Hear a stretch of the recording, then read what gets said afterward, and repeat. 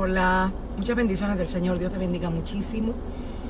Hoy es martes y hoy voy a estar contestando unas preguntas del doctor Alonso, que son bastante importantes para los ministros. Cómo crecer ministerialmente sanos.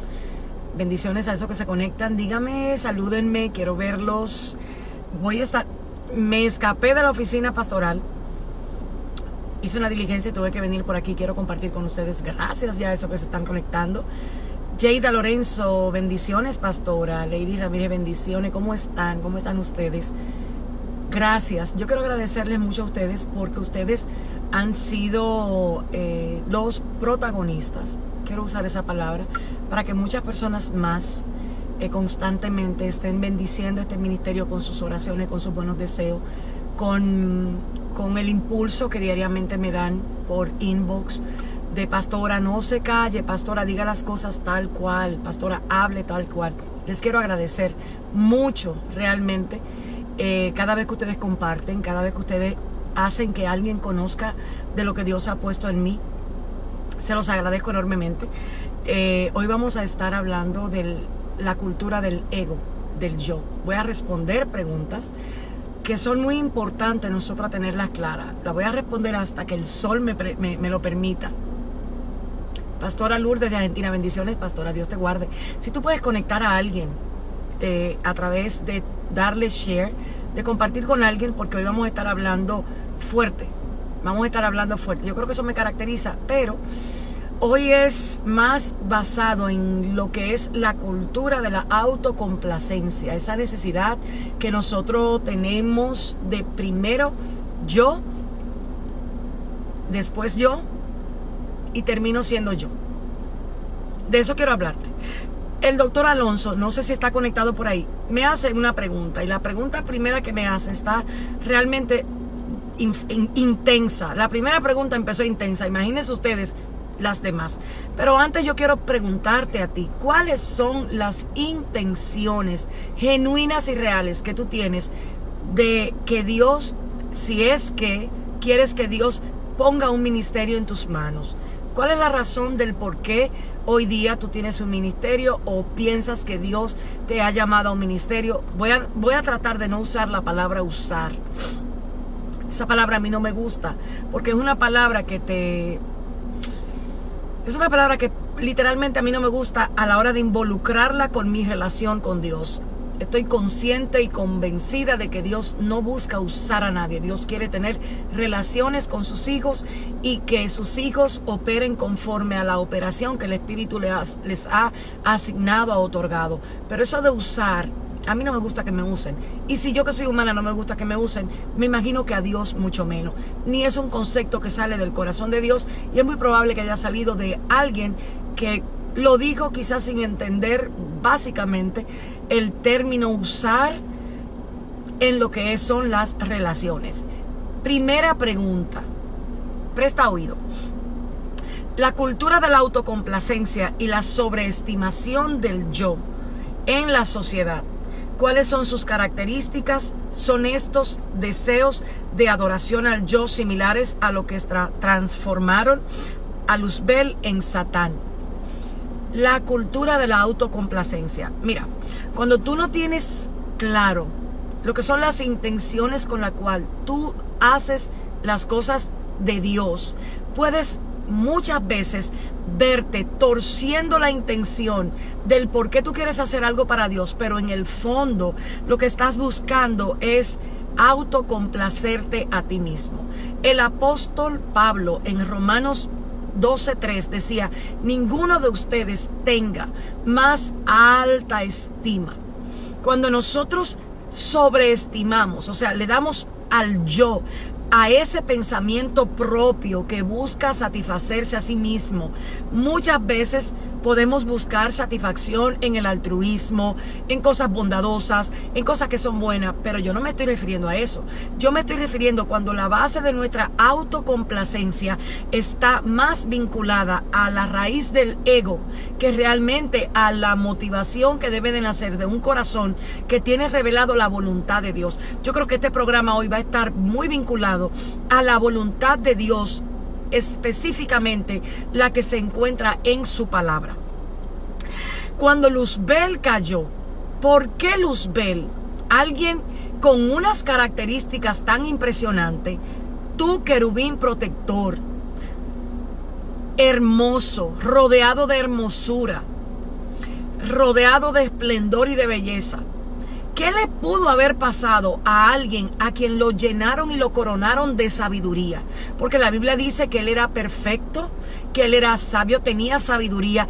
¿Cómo es posible que alguien con esas características logró convertirse en lo que hoy es Satán, adversario, serpiente antigua? ¿Cómo es posible que alguien que estuviera rodeado de todo eso? Y eso es para que nosotros hoy día podamos tener en cuenta que si ese ser a quien les rodearon de tanto esplendor, que con la multitud de sus contrataciones, parece que lo que él hacía lo hacía muy bien, porque era contratado constantemente para hacer una obra en específico. ¿Cómo es que él logró convertirse en lo que se convirtió? Simplemente por algo, porque la autocomplacencia lo que busca es invalidar la asignación divina real que a ti se te ha dado. Cada vez que usted se sale de los límites con lo que Dios en su palabra estableció, usted debe de ejercer lo que a usted lo llamaron a ejercer. Ya usted está corriendo peligro. Y nosotros muchas veces, por no entender el principio que operó en Luzbel, no en Satán, en Luzbel, porque ¿qué le hizo a él desear eso? Primero, si usted se va a Isaías, usted se da cuenta que él empezó a hablar con su propio corazón y él dijo en su corazón: yo quiero ser semejante a. O sea, yo quiero estar allá arriba en ese trono, semejante al Altísimo. A él no lo llamaron para ser semejante al Altísimo. A él lo llamaron para él custodiar algo que había en el Edén. Entonces, ¿qué es lo que nos pasa a nosotros? Cada vez que nosotros dejamos que nuestra sabiduría se imponga por encima de los límites que se nos ha establecido a nosotros en nuestra asignación, terminamos queriendo complacernos, queriendo hacer un trono. Es como una vez me dijo mi hija, mi pequeña me dijo un día: pero Satanás si quería un trono, lo único que tenía era que hacerse un trono él. Él no tenía que quererse sentar en el trono de Dios. Y lo que esa niña me dijo a mí en ese momento fue bastante sabio sin ella darse cuenta. ¿Qué era lo que estaba pasando con Luzbel? Luzbel poco a poco entendió que él era la causa de la asignación que se le había dado.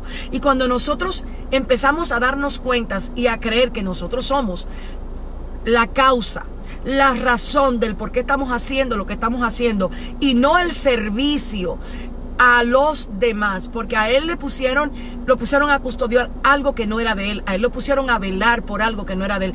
Cuando nosotros tenemos claro que nosotros estamos velando por lo de Dios, que nosotros tenemos que hacer una asignación, pero bajo los límites que Dios nos ha entregado.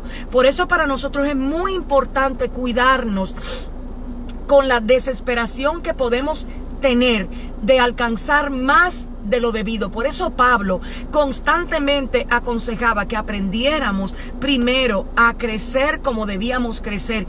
Y sobre todo Pablo decía: aprenda usted a estar contento si usted tiene sustento y abrigo, porque lo que proviene de más de esto tiene tendencia a llevarte al pecado. Por eso él hablaba que cuando usted anhelaba hacer riquezas rápidas, Pablo decía: esto viene como caída o paracaída. Entonces, ¿qué vemos aquí? La caída de las tinieblas. ¿Por qué viene? Porque vino la caída de Luzbel. Vino porque él no entendió cuáles eran sus límites. O mejor dicho, él no obedeció los límites. Cuando usted se sobreestima a usted mismo, usted puede darse cuenta porque usted constantemente está violentando los límites de la palabra de Dios para usted lograr su propio objetivo. Entonces, en una sociedad evangélica, cristiana, pentecostal, a donde a tantas personas se le está impulsando a los logros, a tener, a ser mayor, a buscar, tiene que cuidarse de lo que es el codiciar. Muchas personas tuercen su asignación por querer lo que otro tiene, por desear lo que otro tiene o por no aceptar lo que Dios determina para tal o cual persona en un momento determinado. Allí comienza el peligro. Allí nosotros comenzamos a torcer y a desvirtuar la asignación que a nosotros se nos ha entregado. Entonces, ¿por qué Satán? ¿Por qué Satán se convierte en Luzbel? Porque violenta sus propios límites, porque violenta las asignaciones que Dios se los dio para alcanzar más allá de lo que se le dijo. A él se le dijo, cuide lo que está en Edén. A él no se le dijo, venga al trono y quiera ser como yo. Entonces muchas veces Dios te da a ti la capacidad de cuidar. Por ejemplo, en tu congregación, 3 hermanitos, 4 hermanitos, pero tú estás soñando con las naciones cuando tú todavía no has sido fiel con lo que Dios te ha dado. Trata de ser fiel con lo que Dios te ha asignado y sobre todo busca conocer los principios de Dios, no para usar a Dios, sino para mantenerte obediente, para que el carácter de Cristo a ti se te revele en medio de la asignación en la cual a ti te han llamado. Alguien acaba de colocar por ahí, raíz de todos los males es el amor, pero no solo el amor al dinero.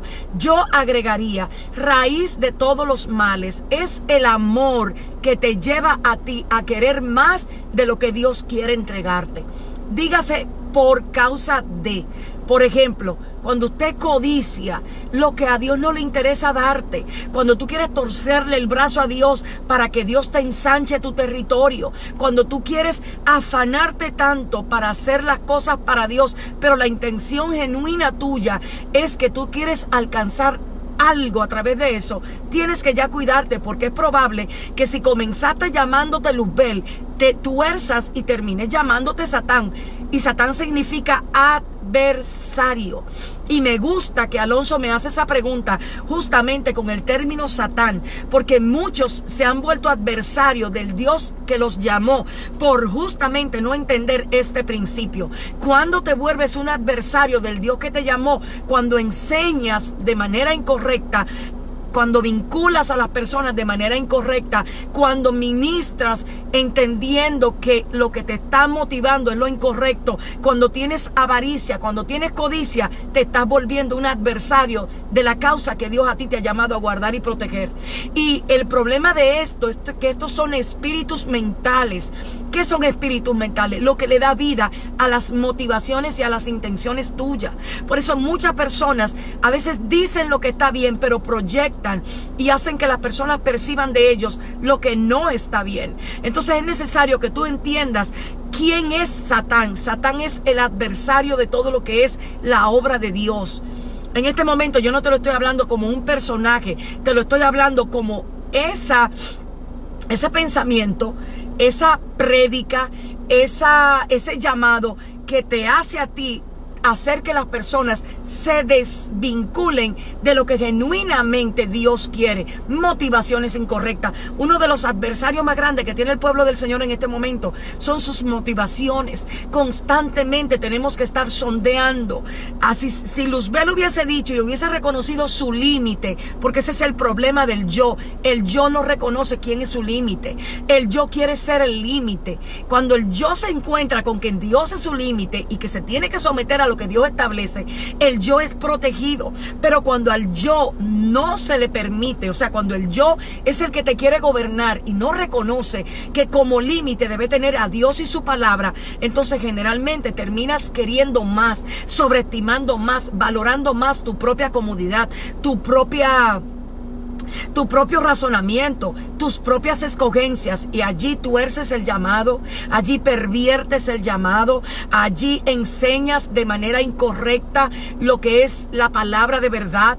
Cuando te motiva la codicia, cuando te motiva la avaricia, cuando la doctrina de los apóstoles no está en tu boca, cuando la oración no está en tu boca, cuando la comunión de los santos no es genuina, ya tú estás corrompiendo probablemente tu depósito. Entonces tienes que tener mucha cuenta, y esta palabra es para ministros. Hoy la palabra es para ministros que están en este momento caminando sin probar las intenciones de su corazón. ¿Usted sabe por qué la Biblia dice que la raíz de todo lo malo es el amor al dinero?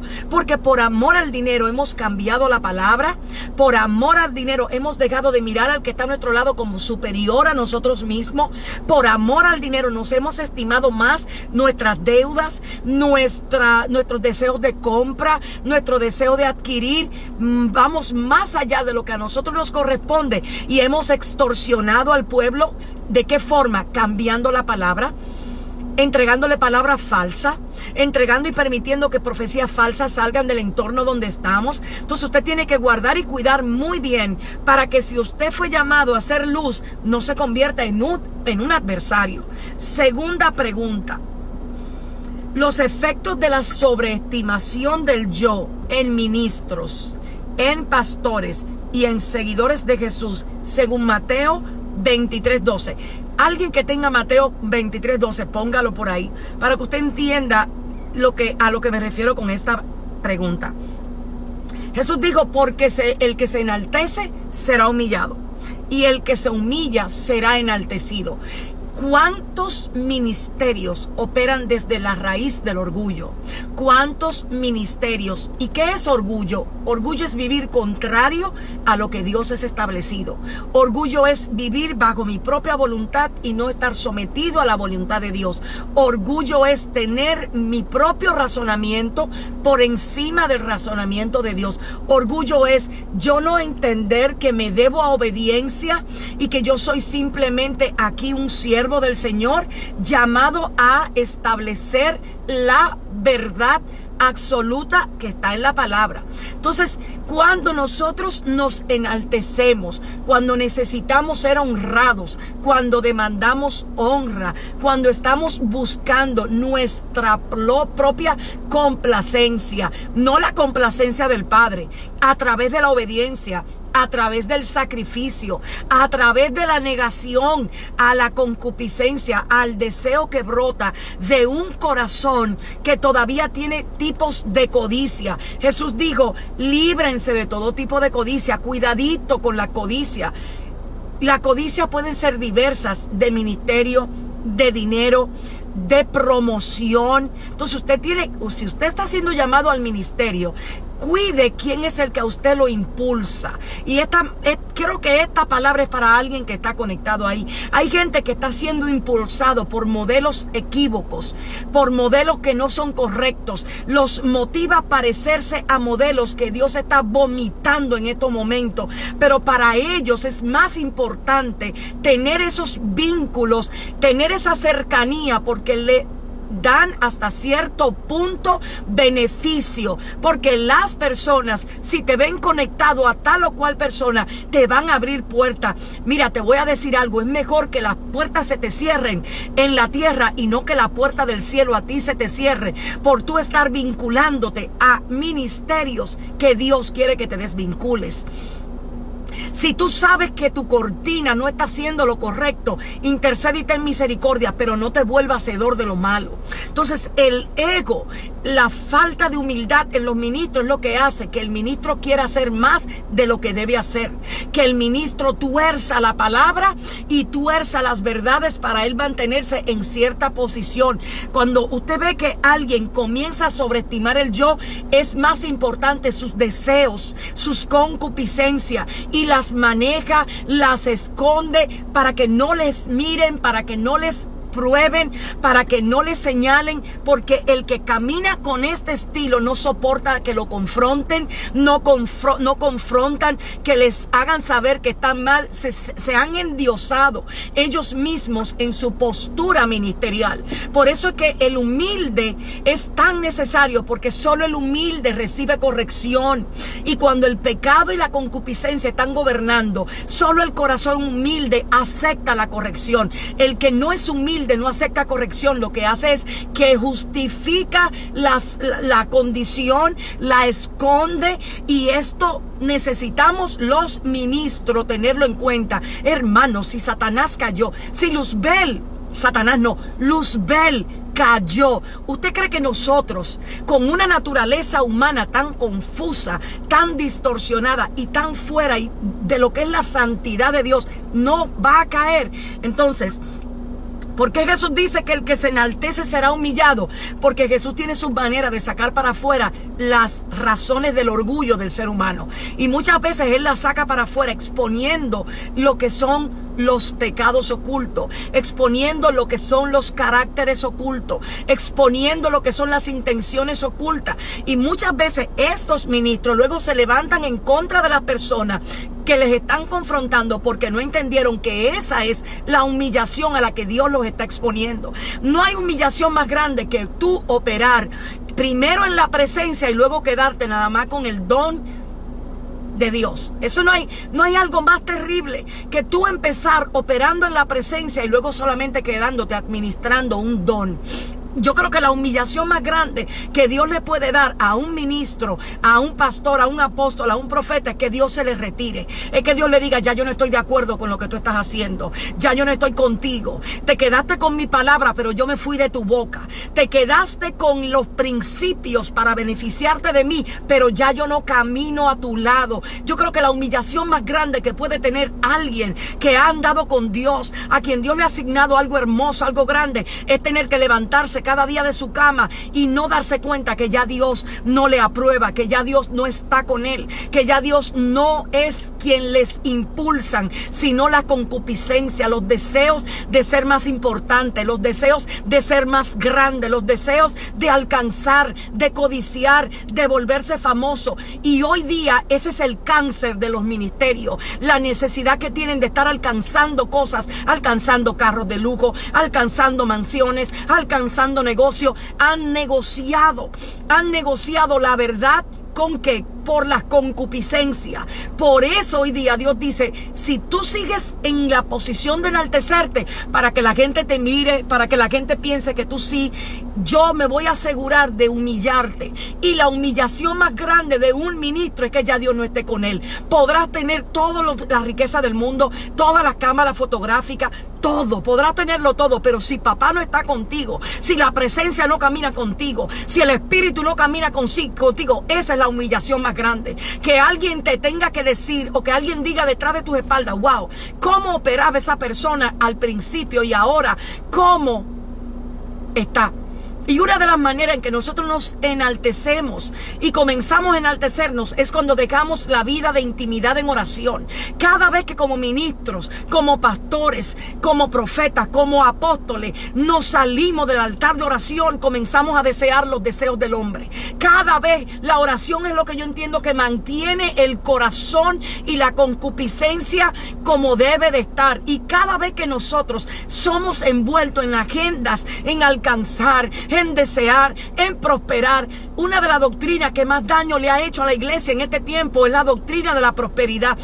Usando como base lo que Juan dijo, mi hermano, yo anhelo que prospere tu alma, que tú prosperes en todo conforme a prospera tu alma. Pero el alma que prospera es la que se humilla. El alma que prospera es la que se niega. El alma que prospera es la que le dice a Dios, hágase tu voluntad y no la mía. Esa es el alma que prospera. Y muchos de los ministerios hoy tienen que cuestionar qué ha pasado con ellos. Se han estado saliendo de lo que es realmente ese manto de humillación. Aquí dice el que se humilla, no es a quien humillan, porque la actitud de tú humillarte no es lo mismo que la actitud de que alguien a ti te humille. Una cosa es que alguien te humille y otra cosa es que tú mismo te humillas. ¿Y cómo tú te humillas? Cuando al yo tú le dices cállate. ¿Cómo tú te humillas? Cuando en vez de defenderte tú te quedas callado. ¿Cómo te humillas? Cuando en vez de tomar la ofrenda para ti eres alguien generoso. ¿Cómo te humillas? Cuando evalúas la intención y le das muerte. Yo creo que este live se va a quedar en 3 preguntas. Próxima pregunta. La relación entre los deseos personales y la muerte al yo. Pasa de mí esta copa. Fueron las palabras de Jesús en Getsemaní. Un ejemplo al mundo. La respuesta fue no. El Padre no pasó la copa por alto, pero como resultado el mundo hace más de 2000 años y hasta la eternidad le fue revelado la gloria de Dios. Muchos de nosotros hoy día necesitamos aprender a decirle al Señor, pasa de mí esta copa, sí, pero que no se haga mi voluntad. Y el problema está ahí, en que queremos que Dios pase la copa, pero queremos hacer nuestra voluntad. Y muchas veces le decimos a Dios, ay, pasa de mí esta copa, pasa de mí esta copa, pero por muy en el fondo la estás haciendo como quieres. Muy en el fondo estás haciendo lo que te viene a tu propia voluntad. Muy en el fondo estás tomando tú la decisión de hacer las cosas. Entonces Cristo, si es el modelo, Jesucristo le dijo al Padre, pasa de mí la copa, pero al final rectifica. Porque déjame explicarte algo. Algo que a mí me maravilla de la cruz es lo siguiente. Cristo no fue crucificado en el madero, como mucha gente dice. Cristo fue crucificado en el Getsemaní. Por eso cuando ya Él llegó a la cruz, ya llegó muerto. Muchos de nosotros no queremos tener un Getsemaní. Y me voy a quedar ahí. Se acabó por hoy. Esas son las 3 preguntas. Porque te voy a decir lo que significa Getsemaní. Getsemaní significa lugar de fructificar. Y nosotros en el Getsemaní es donde antes de experimentar el proceso ya hemos consumado la voluntad de Dios a nuestro proceso. Y muchos de nosotros cuando anhelamos algo, cuando deseamos algo, necesitamos evaluar por qué Cristo en su momento cumbre, en vez de seguir en pos de la fama, decidió entrar al Getsemaní de Dios. La iglesia de este tiempo no quiere el Getsemaní de Dios, quiere las bendiciones del mundo. Punto. La iglesia de este tiempo no está viviendo para las bendiciones eternas, está vinculando lo eterno con lo humano. Por eso hemos perdido el poder, por eso hemos perdido la esencia. Por eso el pueblo está corriendo, buscando a ver a dónde es que se me va a enseñar a querer que la copa se pase, pero a mantenerme haciendo la voluntad de Dios. Yo te voy a decir algo, yo no sé en qué cruz Dios te tenga a ti enfrente, pero si tú no haces espacio para tu Getsemaní, que lo que significa es olivo para fructificar, allí cuando Cristo se doblegó, cuando Cristo oró, cuando Cristo se enfrentó a saber lo que iba a vivir, pero todavía no estarlo experimentando, ahí fue que Él dijo, espérate, yo necesito que mi Padre sea glorificado. Yo necesito que realmente la gloria, este pueblo la su tiempo. Y el tiempo de ver la gloria, déjame explicarte, y yo con esto termino porque donde estoy está oscureciendo. Escucha bien. Cristo en el Getsemaní le dice al Padre, pasa de mí esta copa. Ahí estaba el conocimiento de su voluntad, pero luego establece el conocimiento de la voluntad del Padre. Dice, pero que se haga la voluntad tuya. 3 días después o 4 días después, es lo que nosotros hoy tenemos como revelación de gloria. ¿Sabes por qué mucha gente no ha visto la gloria de Dios revelada y manifestada desde su propia tumba? Al que lea, entienda, y al que escuche, comprenda. Hay tumbas a donde todavía están cerradas porque la gloria del Padre no fue la que lo enterró, sino la gloria propia. Hay gente que está ahora mismo muerto. ¿Sabes por qué? Porque decidieron decirle al Padre, pasa de mí esta copa, pero en el fondo le dijeron, pero lo voy a hacer a mi manera. Y están ahora mismo muertos ¿en qué? En indiferencia, muertos en apatía, muertos en insensibilidad del espíritu. No hay gloria alrededor de ellos. ¿Por qué? Porque no entendieron que al final, cada vez que tú al yo le dices, te queda quieto. Y me gusta que Cristo tenía 2 clavos en su mano y 1 en el pie. ¿Por qué las manos y por qué los pies? Porque Cristo dijo, yo me voy a asegurar de que cuando yo esté en esa cruz, haya algo que si en algún momento me quiera hacer bajar, me sostenga. Y yo estoy seguro que los nombres de esos clavos, en los clavos de Cristo estaba tu nombre, estaba el mío, estaba el nombre de tu generación, estaba el nombre de tu familia. Y cada vez que mi maestro lo veía, decía, por amor a ellos, me voy a quedar aquí arriba. Él no necesitaba, mira, Cristo podía darse la anestesia más grande y nadie se iba a dar cuenta cuenta porque Él era el Dios Todopoderoso. Pero Él no lo permitió. Él entendió que necesitaba que algunos clavos lo mantuvieran en el lugar cuando el cuerpo se fuera a negar. Hay gente que no quiere que los clavos lo mantengan en el lugar que tienen que estar cuando ese cuerpo quiere revoltearse, cuando esos deseos carnales, lascivos, indecentes se quieren revelar. Tú sabes, los ministros que en este momento han negado la voluntad y la copa por estar detrás del adulterio, de la fornicación, de la vanidad, de la avaricia, de la codicia. ¿Cuánta gente avergonzó al maestro por estar detrás del yo de su propio corazón? Yo anhelo, yo quiero un carro nuevo, yo quiero un negocio, yo quiero esto. Y se ha perdido la esencia, la gloria y la manifestación que antes le daba vida a esa persona, a ese ministerio. No te permitas tú quedarte simplemente con el Dios del pasado. Dios hacía, Dios hacía, Dios hacía. Cuando Dios te ha llamado a ti a que tú puedes vivir diariamente una manifestación real de la voluntad del Padre. A donde el yo del hombre vive, el yo de Dios se fue.